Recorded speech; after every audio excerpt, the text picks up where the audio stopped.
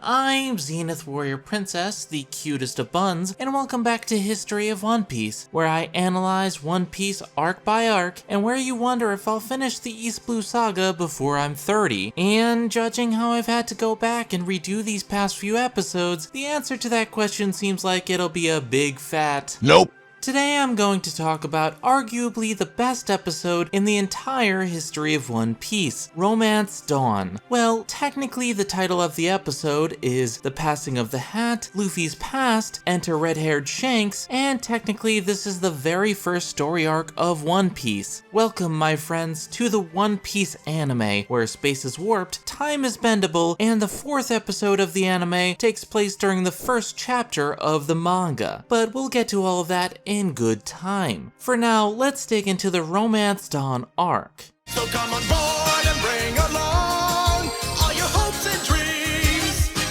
Together we will find everything that we're looking for. There's always room for you if you wanna be my friend. We are on the cruise. We are.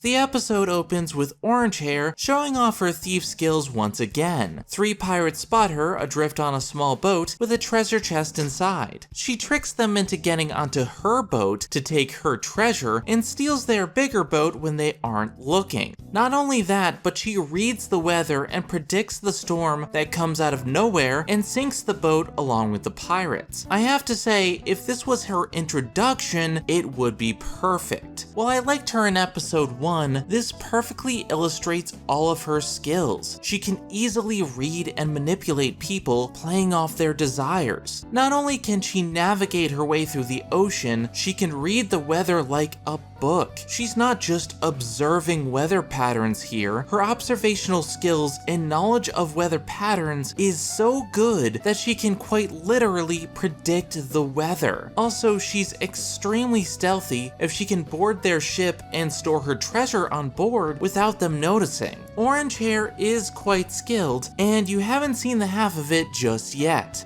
From here, we cut to Luffy and Zoro as they sail away from Marine Island. It's here we learn an important fact about Zoro. He can't navigate either. Now, we already knew that Luffy couldn't navigate from last arc, but here Zoro explains that he's been looking for someone and he's just been drifting from town to town trying to find them. He only took on pirate hunting bounties to pay for food. Interesting that the demon pirate hunter isn't really a pirate hunter. We'll see a lot more of these perception changes as time goes on. Oda loves to do this, and he will make you like the most evil pirates sometimes. Also, Zoro's poor sense of direction will come into play soon enough. Well, after those two scenes, the plot truly kicks in. Zoro rocks the boat, and Luffy almost loses his straw hat. Zoro asks where he got the hat, and we enter flashback mode.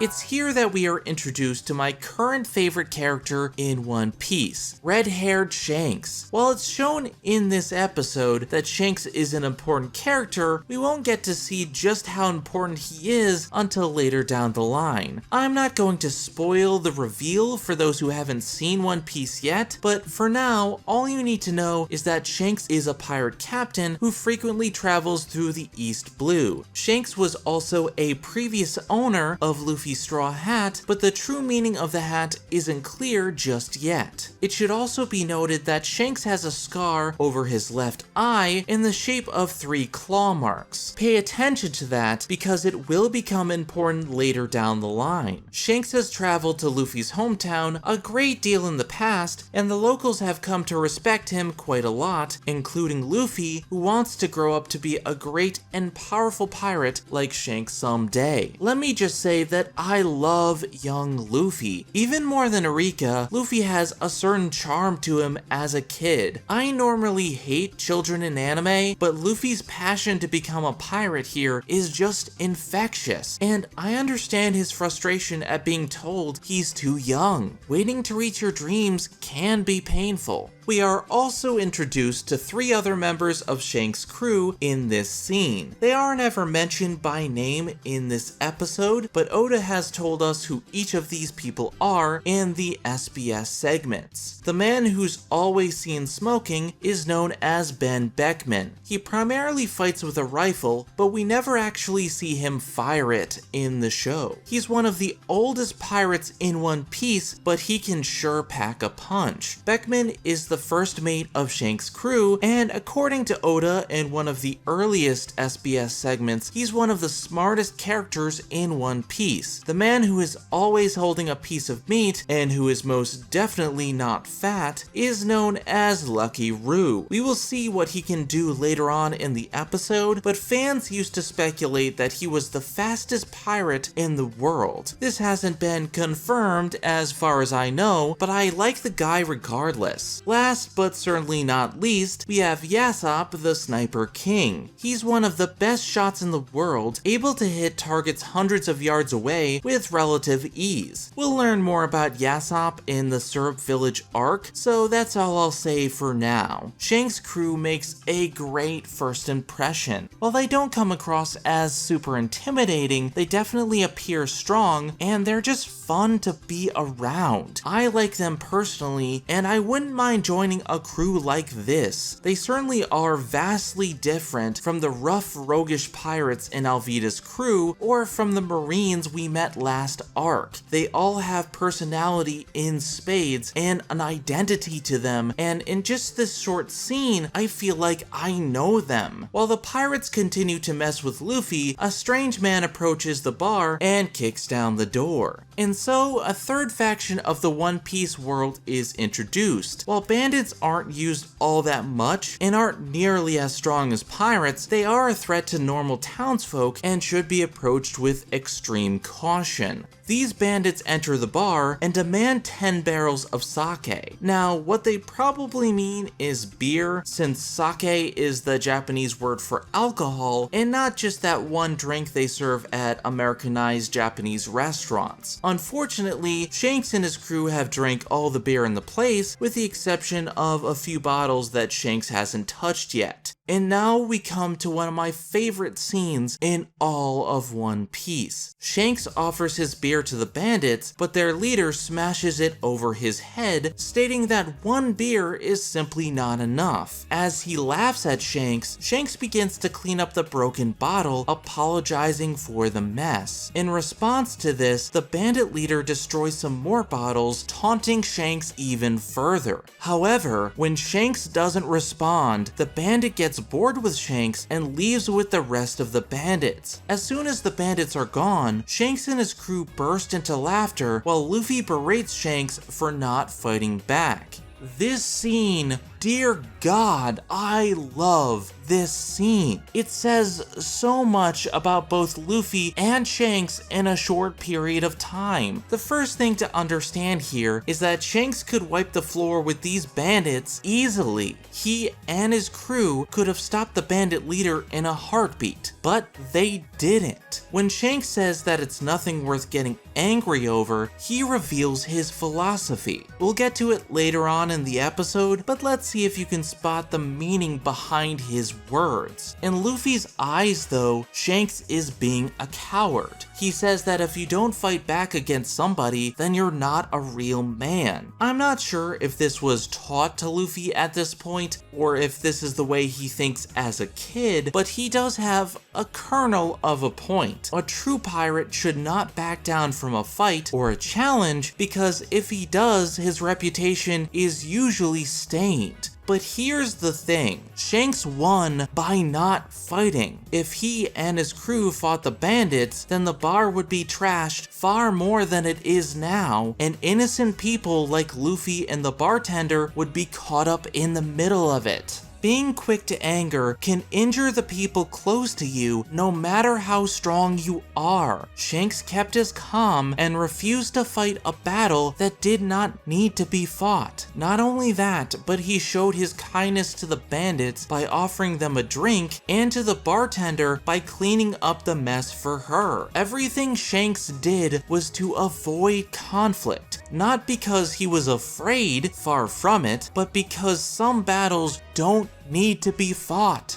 Sometimes the way to win is not to fight. And besides, he was only a little beer after all. No harm done to any person. Shanks won by saving the lives of those around him, and I love it. This is part of why he's my favorite character in One Piece. Luffy doesn't understand this just yet, so he takes out his anger by eating the first thing he finds, which just so happens to be the devil fruit that Shanks found on his travels. This devil fruit turns Luffy's body into rubber, but that's not all. Here, we first learn about the weakness of devil fruit users. Any person who eats the fruit gains extraordinary powers, yes, but they lose the ability to swim. Once in the water, devil fruit users cannot move and start to feel extremely weak. This is a death sentence for most pirates because they make a living sailing from place to place. A pirate who can't swim is the last thing you would want, especially out on the open ocean when you're surrounded by death everywhere you go. From there, the episode cuts to a short while later where the bandits are stirring up trouble yet again. When Luffy overhears them making fun of Shanks, he immediately steps in and defends his honor. Personally, I really like the fact that Luffy is standing up for Shanks in this case. Even though his hero acted cowardly in his eyes, he still idolizes Shanks and will defend his name regardless. This doesn't bode well for Luffy, but just as the bandit is about to kill him, Shanks arrives, and he proceeds to partake in one of the best scenes of the anime. Like, holy crap, where do I even begin? There are so many things about this scene that work so damn well. First of all, the way Shanks and his crew appear. You first see a small image of Shanks behind the mayor, then as Shanks starts to talk, the image cuts outward again and again to reveal his crew standing behind him in a straight line in poses ready to kick ass and take names, and they're all out of names. Already, the badass levels are off the charts, but wait, there's more. Next, you can tell Shanks is pleased that Luffy stood up for him, but he also says, "Isn't your punch as strong as a pistol?" This is done to warn Luffy to pick his battles carefully. This is a fight that Luffy cannot win, and he needs to learn that battles fought, even for good reasons, should sometimes be avoided.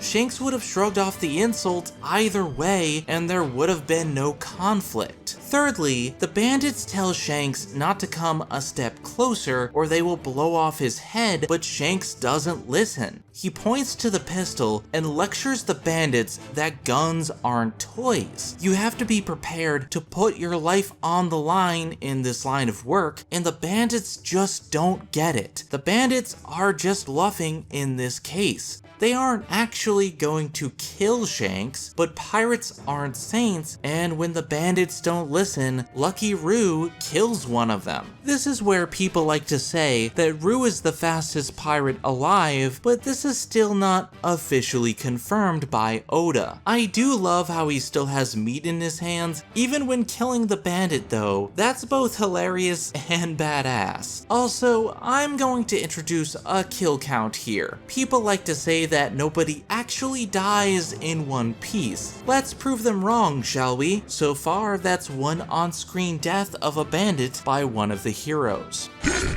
And yet we root for these pirates because they fight for the right reasons. They fight for the protection of their friends and not to control others. Speaking of which, the philosophy of Shanks is revealed in this speech. He doesn't care what anyone does to him personally. They can hurt him or spill drinks on him and he won't care. But if they hurt any of his friends, they better watch out because they are going down. This philosophy has been picked up by Luffy and he practices it as a pirate. You'll see later down the line what happens to those who hurt his friends, and man, is it glorious. This is the mark of a true hero, putting others before yourself and only fighting battles that are necessary to be fought. One Piece is essentially a superhero comic, and Luffy is Captain America. Anyway, after the concentrated badass that was that last scene, the bandits attack and Ben Beckman takes them all down in mere seconds. Like I said before, the bandits are simply no match for Shanks and his crew. With his crew defeated, the bandit leader decides that he does not, in fact, want to fight the guy who shrugged off a gun barrel to the face and a man who beats people up with the back end of a rifle, so he uses a ninja move to escape.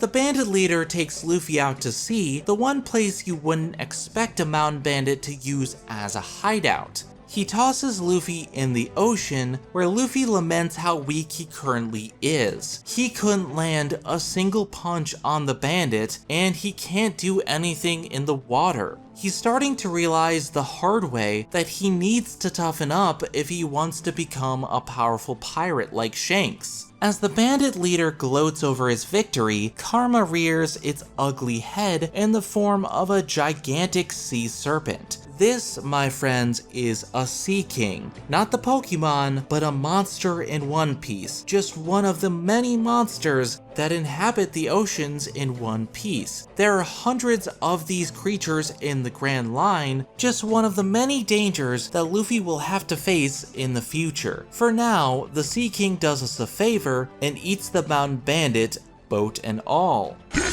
Serves him right for trying to kill a defenseless child. The Sea King pauses for a moment before turning his hunger towards Luffy. It seems like this is the end for our hero. Oh, who am I kidding? We already know Luffy is going to survive this backstory, right? I mean, this is a flashback.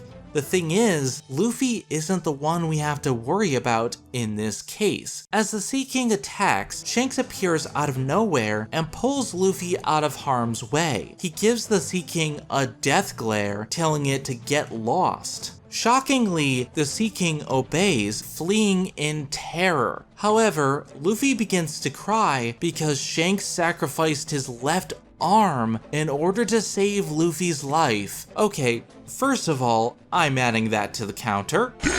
Second of all, Shanks is so badass that he scared off the Sea King with 2 simple words and a look. Take note of this because it is the first official use of an ability known as Haki. While there are hints of Haki being used in earlier episodes, this is the first confirmed use of the ability. What is Haki, you ask? Well, I can't reveal that just yet. This is something that won't be definitively explained for 500 episodes. In any case though, the fact that it is present in the first chapter of the manga means that Oda had planted the seeds for an ability like this way ahead of time, which is pretty damn awesome. We'll talk more and more about Haki as the series goes on because there are hints of this ability everywhere. In addition, this scene is one of the most heartbreaking scenes in One Piece, an anime that is filled with sad backstories. The reveal of Shanks losing his arm is just brilliantly handled. You don't know that Luffy is crying at first. You think that he's just scared or confused because Shanks is a badass. You can't hurt Shanks, right? But then we see why he's crying. A jump cut to Shanks with the stump of an arm and Luffy sobbing because he's seen his hero maimed right before his eyes, and it's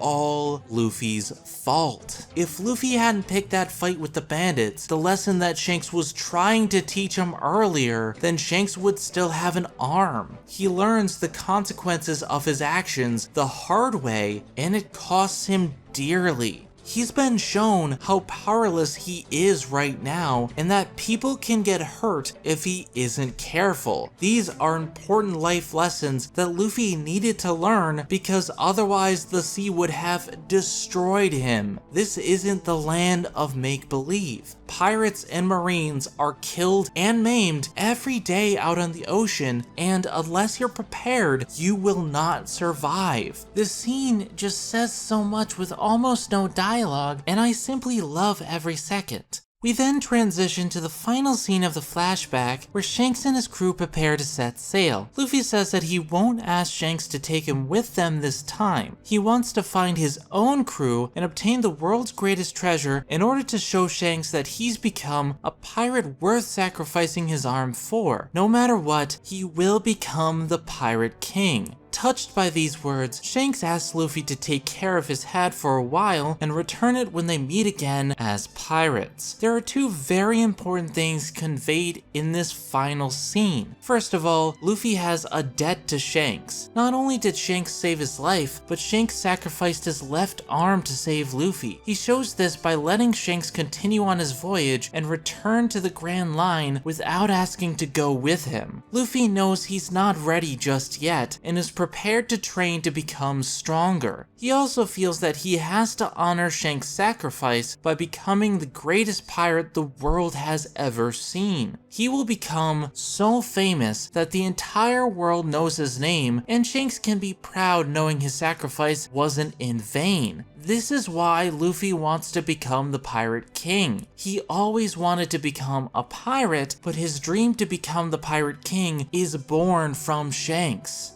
That's why he is adamant about his dream. He won't listen to anyone who says it's crazy or impossible, because he's so determined to make his dream a reality that he simply won't allow himself to fail. Secondly, this is why Luffy treasures his straw hat. That straw hat is a symbol of Shanks and the sacrifice that Shanks made for him. If anyone harms that hat, it's the same to him as if someone had harmed Shanks himself. He always keeps it on him, even in battle, as a symbol that he can protect the person closest to him. If he can protect that hat, he can protect anybody. That is why the hat is his treasure. That hat is Shanks watching over him from afar, like Mufasa in The Lion King. And thus, Shanks sets sail once again, ready for the day Luffy will return as a great pirate. Back in the present, Luffy continues to stare at the hat, silently scolding himself for almost losing it.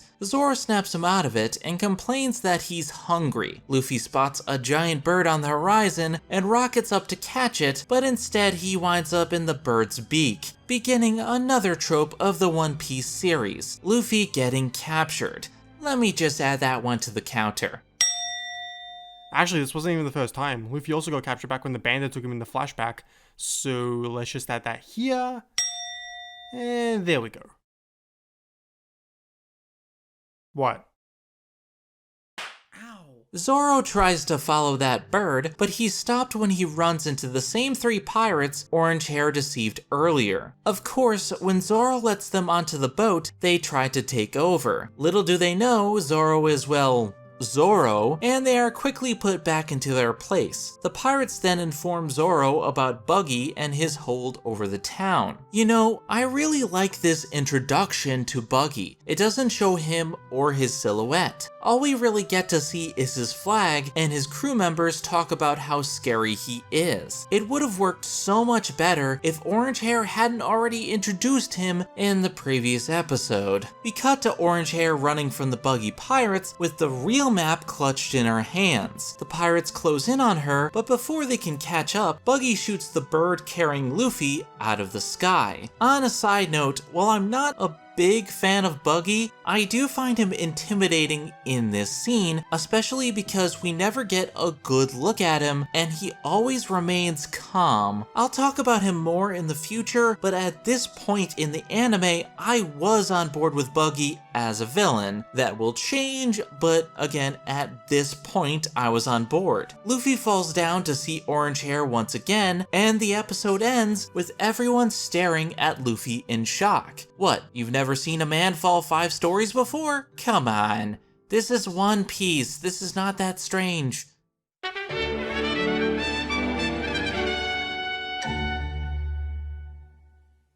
With all of that being said, this is the end of the Romance Dawn arc. While there are portions of this episode that have ties to the Buggy arc, the majority of this episode was intended to recreate the very first chapter of the manga. Everything in the flashback was pulled directly from Chapter 1, Romance Dawn, which is interesting considering that this is the 4th episode of the anime. As I said before, I really liked the change because of the added mystery it gives Luffy in the first 3 episodes. We didn't know why he acted the way he did, and it starts making sense when you watch the flashbacks in this episode. Since the fans don't really consider Romance Dawn a complete story arc, and because it technically takes place during the Buggy arc in the anime, most people tend to lump it together with the events of the Buggy arc. As for me, I'm going to cover it separately to make things a little bit more coherent. Also, to avoid confusion, when I refer to the Romance Dawn arc, I'm referring to the flashback with Luffy and Chapter 1 of the manga. You see, most official One Piece websites and the official One Piece Wikia like to refer to the first 4 episodes of the anime as the Romance Dawn arc, which makes things rather confusing when you consider that there are 3 story arcs contained in these 4 episodes. This is why I have been using my own titles for the arcs. Yes, I know that episode 1 isn't officially titled the Alvida Arc, but it makes more sense to me than calling it the Romance Dawn arc when Romance Dawn is only a small part of it. This will continue to happen in the future because while I do like the official websites and One Piece Wikia, I don't personally agree with how they name the arcs, especially because filler arcs are lumped in with bigger arcs, and I intend to cover those separately.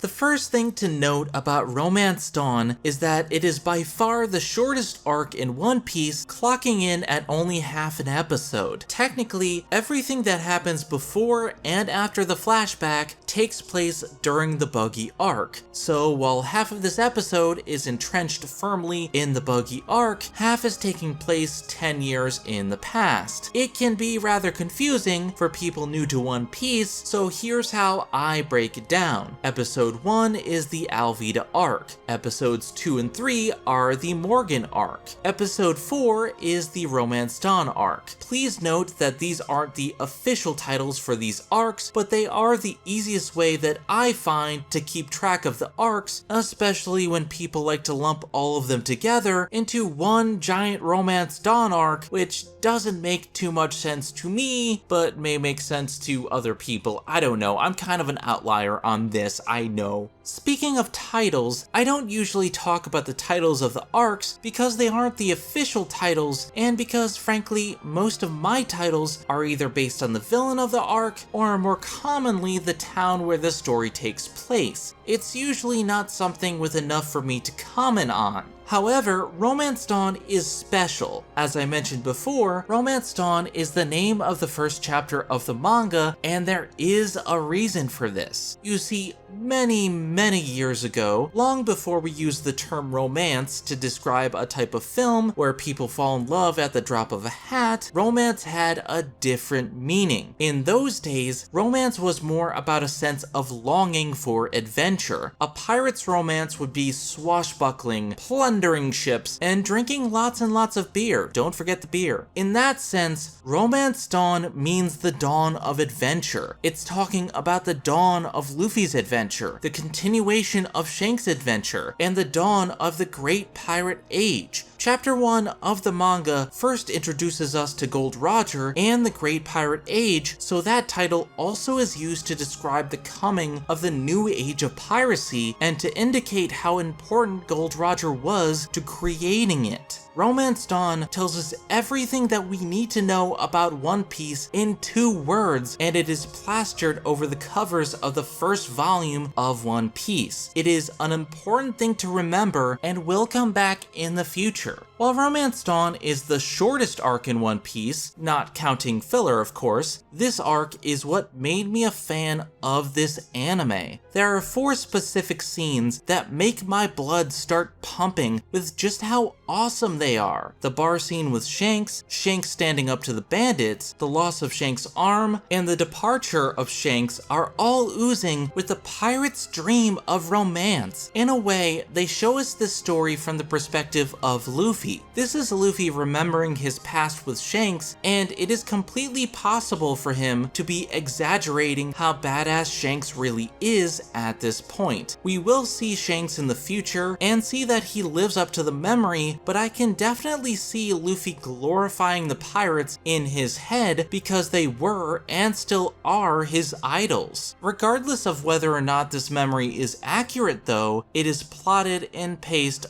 perfectly. Not one moment of that flashback is wasted, and it all flows together so damn well. You are taken on this roller coaster of emotion with Shanks and his crew, and you get to know them so well in such a short amount of time. Everything outside the flashback is great, and I'll touch upon that when I cover the Buggy arc, but the way they handle Romance Dawn is simply perfect. The setup with Luffy's hat, the flow of every moment throughout the flashback, and the way Luffy holds his hat at the end all work together to make a perfect introduction to this anime. If you want to know if you like One Piece, watch episode 4 and you will know if this anime is for you or not. This episode had me in tears by the end when I first saw it and made me a permanent fan. This is one of the best individual episodes of One Piece, hands down, and I come back to it every now and again to see that it holds up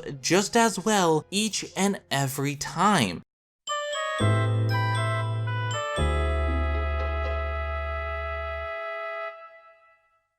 So yeah, there's a lot to like about this story arc. In terms of characters, there isn't too much development to go around, but that's not exactly a bad thing. This arc is designed as an introduction to most of these characters, and they will get developed more as time goes on. Yasopp, Lucky Roo, and Ben Beckman are only around for a relatively short amount of time, but enough is shown about them to make them likable. Yasopp has the cool blonde hair and headband to distinguish him, and it's nice that he gets time to talk about his son during this episode. Yasopp's son will be a big part of One Piece, so I won't say too much more at this point. Lucky Roo stands out with his striped outfit and the meat that he is always eating. Fun fact in regard to that, Roo is Chinese for beef, meaning Lucky Roo stands for lucky beef or lucky meat. Coincidence? I think not. In addition to that awesome name, Roo also gets that awesome moment when he kills the bandit. He's not exactly a saint, but that's a part of piracy. They operate outside of the law, but in terms of moral territory, that was essentially self-defense. The bandits had a gun to Shanks' head. He had every right to kill the guy, especially after what they were going to do to Luffy, the jerks. Ben Beckman is easily recognizable with his dark wavy hair and the cigarette that he's always smoking, and the scene where he defeats all of the bandits in 2 seconds shows that he's a force to be reckoned with. That's the key here though. Each character has a design that separates them from the rest of the crew, and they all get a chance to do something awesome to cement them in our minds for later. That is how you build up new characters. People should really learn from this example. As for their voice actors, I'll talk about them a bit more in the future. Right now they didn't have too much dialogue, and I don't really have much to say beyond the fact that they all do a good job. As for Shanks, I touched upon most of his development earlier on. He's a heroic pirate protecting his friends from harm and picking his battles very carefully. He's smart, he's strong, and he's the perfect role model for Luffy at this point. We will learn more about Shanks as time goes on, but for now he's my favorite character who's not in Luffy's crew. Shanks is voiced by Shuichi Ikeda in the sub, and he does an amazing job in the role. Ikeda is known for his roles as Char as Noble in the Gundam franchise, Shuichi Ikeda in Detective Conan, and Martin Reist in Monster. I personally can't see any other seiyuu being quite as good as Ikeda in the role because he delivers every line as if he were Shanks. He has passion, and that really comes through in his performance. In the dub, Shanks is voiced by Brandon Potter, and he's good, but I feel he doesn't quite hold up to Ikeda's performance. Potter gets across the kindness and heart of Shanks perfectly, but he lacks the intimidation factor that Ikeda has. I can buy that Potter's Shanks is a good person, but I just can't see him as a powerful pirate. He gets better during the serious moments, but it's just not enough to compare with Ikeda, who gave me chills with every line. With that being said, I do love his line delivery when he calls Luffy a dumbass. I get a chuckle from that one. It's possible he gets better as time goes on, but for now he is a bit lacking for my taste. Ikeda is just better in the role. Luffy gets a lot of development in this arc, in stark contrast to the last few episodes. He starts as a kid who has passion to become a pirate, but he's not ready just yet. He's impatient, and he starts fights with everyone, but his heart's in the right place. Over the course of the arc, he learns the hard way that picking fights with people you can't defeat is a bad thing to do, and sometimes it's best to wait to achieve your dreams. You see him change over the course of this episode, and you can easily see how he was molded into the person he is today. In terms of the anime, it is retroactive development, but it works really well to have this mystery of how Luffy got this way in the first place, and then have it shown in such a fantastic manner. Luffy gets the primary development, but he's not the entire focus, and I highly enjoyed how well Oda juggled this large cast of characters. As for the villains, they were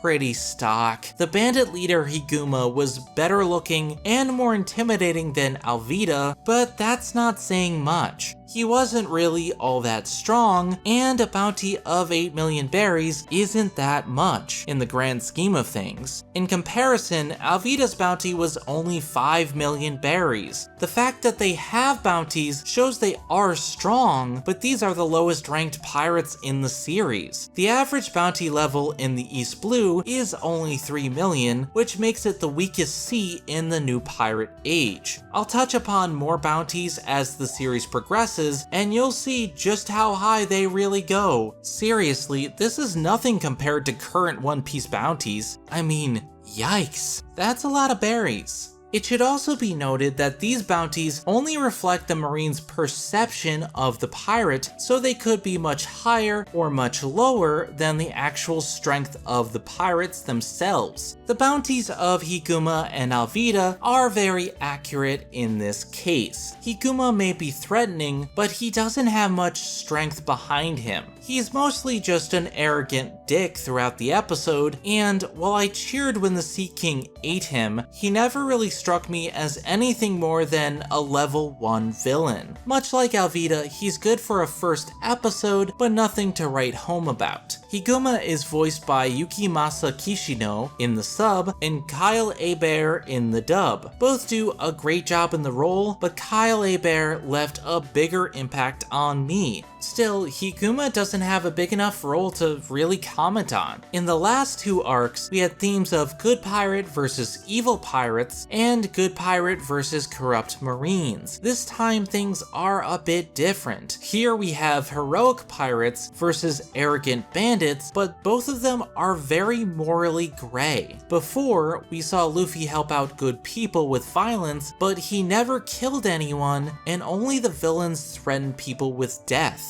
Here, while we side with the pirates because the bandits have no sense of human decency, Lucky Roo straight up kills a guy. I still think Lucky Roo is perfectly justified in what he did, but this shows that these pirates aren't your average heroes. We've hit a moral gray area here, much like before when Kobe supported the Marines, only to find that corrupt Marines do in fact exist. The world of One Piece is full of moral gray, and this is only the beginning. I think this theme works the best so far because of the natural progression of ideas and because we are shown why the pirates are in the right and don't have to be told. Another thing to note here is just how small Shanks' crew is. There are a few major people, and maybe 20 or so others, but this crew is certainly smaller than the rest we've seen. Much like Luffy, Shanks values quality over quantity, and his crew is nothing to laugh at. In the same vein, Luffy has stated in episode 1 that he wants only 10 crew members. It is unclear if this includes himself, or if this is 10 additional crew members, but that is even smaller. Each pirate ship has a different structure to their crew. We will see pirates with hundreds of men at their disposal, and then there's Luffy with only 2 at the moment. I'm not sure if Luffy will add any deckhands or additional pirates once he reaches 10, but that is the number he specifically wants. Interestingly enough, 10 is the number of years he waited before setting sail after Shanks, so that might have some connection to his crew. Either way, in order to set sail to the Grand Line, these 10 people have to be the strongest in the world. The strongest swordsman, the best navigator, the world's best cook. Without these people, he won't survive. But I'm getting a bit ahead of myself. We'll get to these people in the future. The animation and music haven't changed all that much. They are still very solid for the moment. The stylistic way that everything is presented to us allows the anime to cut corners with its small animation budget while still remaining as fluid as early 90s animation gets. And the music is always fun to listen to. We probably won't see a major change in music or animation in a while, but I'll let you know if anything changes or stands out. At this point in the overview, I usually talk about the major changes from anime to manga, but there isn't much this time around. I've already talked about how this chapter was placed in the middle of the Buggy arc, and that's really the biggest change here. Other than that, there are really only 2 notable changes from the manga. First of all, the very first page of the manga shows Luffy stabbing his face with a knife to prove he's tough enough to become a pirate. That's why he has the scar underneath his left eye. This scene was removed from the anime, although the scar remains. I'm guessing they removed it because it was a bit too violent for the target audience. It's not a necessary scene, but I do like how it explains how he got the scar. Second, at the end of the chapter in the manga, it shows Luffy setting sail from his village and defeating the Sea King that attacked him as a kid as his first test to become the Pirate King. I liked this scene, but I can tell why it was cut from the anime. They really wanted to showcase how awesome Shanks was, and it's implied that he's strong enough to beat the Sea King since he wiped the floor with the last 2 villains. We'll see Luffy face off against Sea Kings in the future, so don't worry about that just yet.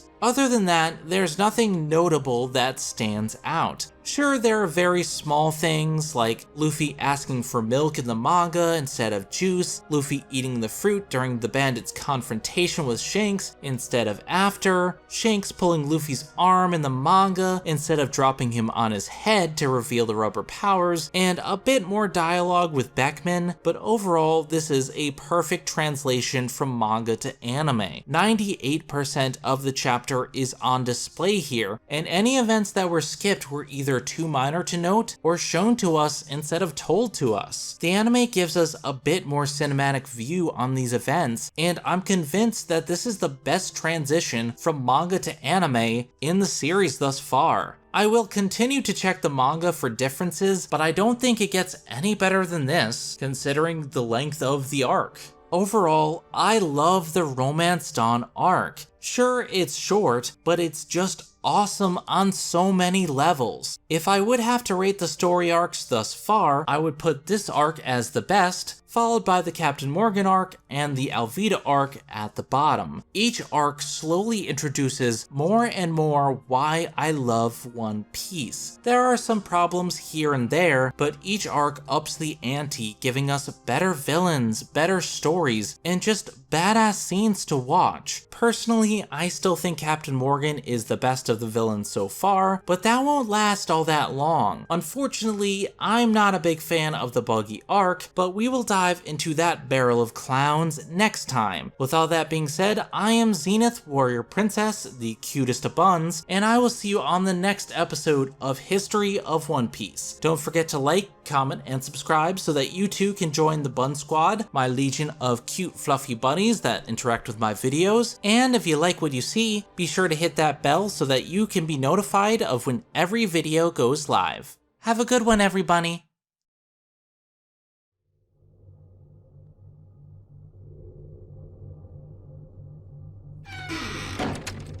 Oh, there you are, kidders. I was beginning to wonder where you were. Did you have a good adventure? Is it just me, or is there something different about you two? Did you change your fur? Well, it's a long story. Wait a minute. You can talk? Oh god, please don't tell me I have to review a talking cat next. Dear god, I have enough on my plate as it is. Oh, nothing so uncouth as that. We just had a bit of a transformation is all. Alright, what trouble did you get into now? Trouble, kidders.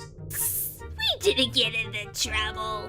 Well, I fought this dude in a bar, but he was mean, so I don't care. What Kana is trying to say is that she knocked over some gentleman's beer and he taught her a lesson. She lost the fight. Isn't that right, Kana? You didn't have to tell Mommy that. In any event, after she lost yet another showdown, Kana tried to drown her sorrows at the bar. And they serve cats there. Well, duh. They always serve cats on Planet Sushi. The sushi was quite delicious, but I digress. While at a bar, I did my best to console her by grooming young Kana. Meanwhile, a rowdy group of pirates decided to join us at the bar and left a treasure chest unattended. As you're well aware, Kana is quite the thief. Hey, I only steal snacks. And food. And soda. Soda is pure evil. So she opened the chest and ate part of the fruit inside. It looked delicious, so I had some myself. As it turned out, it was a devil fruit. The human fruit, to be precise. It tasted awful, but I can talk now, and you can understand us. Mommy, stop closing the door when you record videos. It's mean. Also, where's my snacks? Snacks and cuddles now! Well, that's the long and short of it. CHIAKI at your service.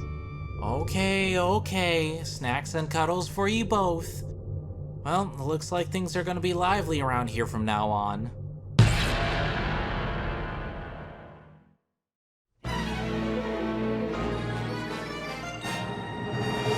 As she finishes the shortest arc in the series, Zenith moves on to her least favorite canon arc in all of One Piece. It has been almost 4 years since she last touched the arc initially.